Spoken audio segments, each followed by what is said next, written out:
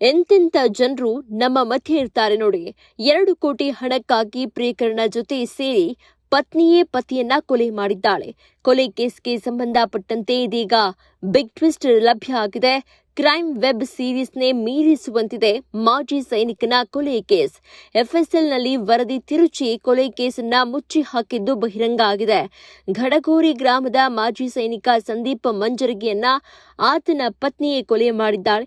ರಾಜ್ಯದಲ್ಲೇ ಇದೇ ಮೊದಲ ಬಾರಿಗೆ ಎಫ್ಎಸ್ಎಲ್ ಅಧಿಕಾರಿಗಳು ಕೊಲೆ ಕೇಸ್ನಲ್ಲಿ ಭಾಗಿಯಾಗಿದ್ದಾರೆ. ಮರಣೋತ್ತರ ಪರೀಕ್ಷೆ ವರದಿಯನ್ನೇ ಎಡಿಟ್ ಮಾಡಿ ತಿರುಚಿ ಕೇಸನ್ನ ದಿಕ್ಕು ತಪ್ಪಿಸಿದ್ದಾರೆ. ಪೊಲೀಸ್ ತನಿಖೆಯಲ್ಲಿ ಎಫ್ಎಸ್ಎಲ್ ಅಧಿಕಾರಿಗಳೂ ಕೂಡ ಈ ಕ್ರೈಮ್ನಲ್ಲಿ ಭಾಗಿಯಾಗಿರುವುದು ಗೊತ್ತಾಗಿದೆ. 2 ಕೋಟಿ ವಿಮೆ ಹಣಕ್ಕಾಗಿ ಗಂಡನನ್ನ ಕೊಲೆ ಮಾಡಿದ್ದಾಳೆ ಈ ಪಾಪಿ ಪತ್ನಿ. ಬೆಳಗಾವಿಯ ಎಫ್ಎಸ್ಎಲ್ ಕಚೇರಿಯ senior scientific officer PN Nagaraj, lab assistant Channaiah, ಗುಮಾಸ್ತ ಅಪ್ಪ ಸಾಹೇಬ್ ನಾಯ್ಕ್ ಕೂಡ ಇದೀಗ ಈ ಕೇಸ್ನಲ್ಲಿ ಬಂಧನ ಆಗಿದೆ. ಪೊಲೀಸ್ ಕಮಿಷನರ್ ಕಚೇರಿಯಲ್ಲಿ ಕೆಲಸ ಮಾಡ್ತಾ ಇದ್ದಂತೆ ಎಫ್ಟಿಎ ಅಶೋಕ್ ಗುಜನಾಳ್ ಕೂಡ ಅರೆಸ್ಟ್ ಆಗಿದ್ದಾರೆ. 3 ಲಕ್ಷ ಹಣ ಪಡೆದು ವರದಿಯನ್ನ ತಿರುಚಿದ ಬಗ್ಗೆ ಮಾಹಿತಿ ಇದೆ. ಕಮಿಷನರ್ ಕಚೇರಿಗೆ ಎಫ್ಡಿಎ ಅಶೋಕ್ ಮೂಲಕ ಎಫ್ಎಸ್ಎಲ್ ವರದಿಗಳ ಸಂಪರ್ಕ ಆಗತ್ತೆ. ಕೊಲೆ ಆರೋಪಿ ಸುಮಾಳಿಂದ ಸಂಪರ್ಕ ಮಾಡಿರ್ತಾರೆ. ಸೈನಿಕನನ್ನ ಕೊಲೆ ಮಾಡಿದಂತವಳು ಸುಮಾನೇ ಆಕೆಯನ್ನ ಪತ್ನಿಯನ್ನ ತಾನೇ ಕೊಲೆ ಮಾಡಿರ್ತಾಳೆ ಪ್ರಿಯಕರನ ಜೊತೆ ಸೇರಿ. ಇದನ್ನ ಮುಚ್ಚಾಕೋದಕ್ಕಾಗಿ ಎಫ್ಎಸ್ಎಲ್ ಅಧಿಕಾರಿಗಳನ್ನ ಕೂಡ ಬಳಸಿಕೊಂಡಿದ್ದಾಳೆ.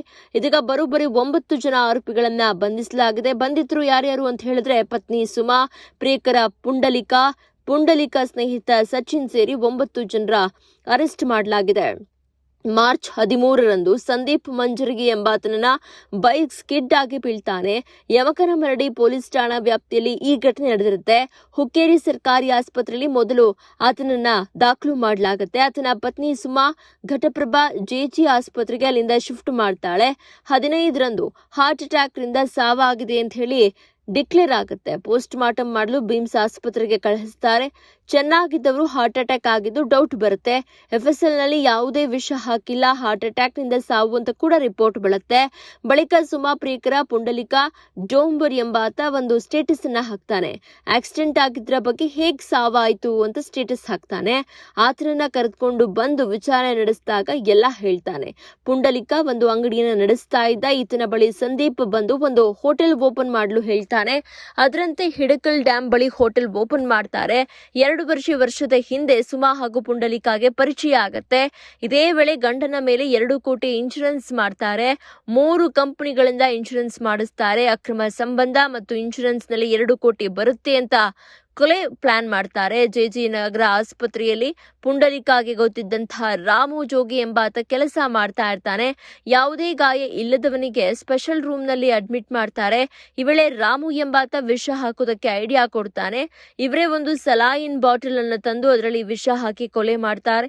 ಎಫ್ಎಸ್ಎಲ್ ನಲ್ಲಿ ದಾಖಲೆ ಬದಲಾವಣೆ ಮಾಡ್ತಾರೆ. ಸುಮಾ ತಾಯಿ ಹೆಲ್ತ್ ವರ್ಕರ್ ಆಗಿ ಕೆಲಸ ಮಾಡ್ತಾ ಇರ್ತಾರೆ. ಸುಮಾ ತಾಯಿಯಿಂದ ಆರ್ಎಂಪಿ ಡಾಕ್ಟರ್ ಬಸವರಾಜ್ ಭಸ್ಮೆ ಎಂಬಾತನ ಸಂಪರ್ಕ ಮಾಡ್ತಾರೆ. ಬಸವರಾಜ್ ಮೂಲಕ ಬೆಳಗಾವಿ ಕಮಿಷನರ್ ಕಚೇರಿಯಲ್ಲಿ ಕೆಲಸ ಮಾಡ್ತಾ ಇದ್ದ ಎಫ್ಟಿಎ ಅಶೋಕ್ ಗುಜನಾಳ ಪರಿಚಯ ಆಗುತ್ತೆ. ಅಶೋಕ್ನ ಮೂಲಕ ಎಫ್ಎಲ್ಎಲ್ ನಲ್ಲಿ ಕೆಲಸ ಮಾಡ್ತಾ ಇದ್ದಂತಹ ಗುಮಾಸ್ತ ಅಪ್ಪ ಸಾಹೇಬ್ ನಾಯ್ಕ್ ಸಂಪರ್ಕ ಆಗುತ್ತೆ. ಅಪ್ಪ ಸಾಹೇಬ್ನಿಂದ ಲ್ಯಾಬ್ ಅಸಿಸ್ಟೆಂಟ್ ಚೆನ್ನಯ್ಯ ಅವನಿಗೆ ಪರಿಚಯ ಆಗುತ್ತೆ. ಬಳಿಕ ಸೀನಿಯರ್ ಸೈಂಟಿಫಿಕ್ ಆಫೀಸರ್ ಆಗಿರುವಂತಹ ಪಿಎನ್ ನಾಗರಾಜ್ಗೆ ಸಂಪರ್ಕ ಮಾಡಿ ರಿಪೋರ್ಟ್ ಅನ್ನ ಬದಲಾವಣೆ ಮಾಡ್ತಾರೆ. 3 ಕೂಡ ಹಣ ಪಡೆದು ಸುಳ್ಳು ವರದಿಯನ್ನು ನೀಡುತ್ತಾರೆ. 9 ಜನ ಈ ಕೇಸ್ನಲ್ಲಿ ಸದ್ಯ ಅರೆಸ್ಟ್ ಆಗಿದ್ದಾರೆ. ಆಸ್ಪತ್ರೆ ಸಿಬ್ಬಂದಿ ರಾಮು ಎಂಬಾತನನ್ನ ಕೂಡ ಅರೆಸ್ಟ್ ಮಾಡಲಾಗಿದೆ. ಏನೇ ಹೇಳಿ 2 ಕೋಟಿ ಹಣಕ್ಕೋಸ್ಕರ ತನ್ನ ಪತಿಯನ್ನೇ ಸುಮಾ ಎಂಬಾಕೆ ಕೊಲೆ ಮಾಡಿರುವುದು ನಿಜಕ್ಕೂ ಕೂಡ ದುರಂತ. ಇನ್ಶೂರೆನ್ಸ್ ಹಣ ಕೈ ಸೇರುತ್ತೆ, ಅಕ್ರಮ ಸಂಬಂಧವನ್ನ ಸಕ್ರಮ ಮಾಡ್ಕೊಳ್ಬಹುದು ಅನ್ನೋ ಒಂದೇ ಒಂದು ಕಾರಣಕ್ಕೆ ತನ್ನ ಪತಿಯನ್ನ ತನ್ನ ಕೈಯಾರೆ ತಾನೇ ಕೊಲೆ ಮಾಡಿ ಇಷ್ಟೆಲ್ಲಾ ಡ್ರಾಮವನ್ನ ಕ್ರಿಯೇಟ್ ಮಾಡಿದ್ದಾಳೆ. ಇದೀಗ ಪೊಲೀಸರ ತನಿಖೆ ವೇಳೆ ಪತ್ನಿ ಆಡಿದಂತಹ ನಾಟಕ ಬಟಾಬಯಲಾಗಿದೆ. ಸಾವನ್ನಪ್ಪಿದಂತಹ ಸೈನಿಕನಿಗೆ ನ್ಯಾಯ ಸಿಗುವ ಕೆಲಸ ಆಗಿದೆ. ನಾವು ಸಂದೀಪ್ ಮಂಜರಗಿ ಅವರ ಏನೋ ಬಾಡಿ ಒಂದು ಎಕ್ಸಿಬಿಷನ್ಗೆ ಬಂದಿದ್ವಿ. ಇದು ಒಂದು 3 ತಿಂಗಳ ಹಿಂದೆ ಅವ್ರದ್ದು ಆಕ್ಸಿಡೆಂಟ್ ಆಗಿದೆ. ಸೊ ಚಿಕಿತ್ಸೆ ಸಂದರ್ಭದಲ್ಲಿ ವಿಷ ಏನೋ ಒಂದು ಮೇಲ್ನೋಟಕ್ಕೆ ವಿಷ ಪ್ರಸಾನದ ಮುಖಾಂತರ ಡೆತ್ ಆಗಿದೆ ಅಂತೇಳಿ ಮೇಲ್ನೋಟಕ್ಕೆ ಕಂಡು ಬಂದಿದೆ ಐಒ ಅವರಿಗೆ. ಸೊ ಆ ನಿಟ್ಟಿನಲ್ಲಿ ಇವತ್ತು ನಾವು ಈ ಬಾಡಿ ಎಕ್ಸೂಮನ್ನು ಸುಕೋ ಟೀಮು, ನಮ್ಮ ಪೊಲೀಸ್ ತನಿಖಾಧಿಕಾರಿಗಳು, ನಮ್ಮ ಗ್ರಾಮ ಪಂಚಾಯತಿ ಸಿಬ್ಬಂದಿ ಹಾಗೂ FSL ಟೀಮ್ ಇವ್ರ ಜೊತೆಗೆ ಇವತ್ತು ನಾವು ಇದನ್ನು ಬಾಡಿಯನ್ನು ಹೊರಗಡೆ ತಗೊಂಡು ನಮಗೆ ಏನು ಅವಶ್ಯಕತೆ ಇದೆ FSL ಟೀಮ್ ಕೆಲವೊಂದಿಷ್ಟು ಬಾಡಿ ಪಾರ್ಟ್ಗಳನ್ನು ತೊಗೊಂಡಿದ್ದೀವಿ. ತೊಗೊಂಡು ಈಗ ವಾಪಸ್ ಅದನ್ನು ಇದನ್ನು ಮಾಡ್ತೀವಿ. ಇದರಲ್ಲಿ ಪಂಚನಾಮೆ ಮತ್ತು ಅವರು ಬ್ರದರ್ ಏನಿದ್ರು ಅವರು ಇದನ್ನು ಬಾಡಿಯಲ್ಲಿ ಇದನ್ನು ಮಾಡಿದ್ದಾರೆ ಅನ್ನೋದು ತೋರಿಸಿದ್ದಾರೆ. ಸೊ ಇದೆಲ್ಲ ಮಾಡಿಕೊಂಡು ಈಗ ಅಂಗಗಳದ್ದು ಮುಂದೆ ನಾವು FSLಗೆ ಕಳಿಸ್ಕೊಡ್ತಾ ಇದ್ದೀವಿ. ಸೊ ಅದರದ್ದು ರಿಪೋರ್ಟ್ ಬಂದ ತಕ್ಷಣ ಇದ್ರದ್ದು ಕೇಸಿನ ಮುಂದಿನ ಏನೋ ಹಂತದಲ್ಲಿ ಯಾವ ರೂಪ ತಗೊಳ್ತದೆ ಅನ್ನೋದು ಗೊತ್ತಾಗ್ತದೆ.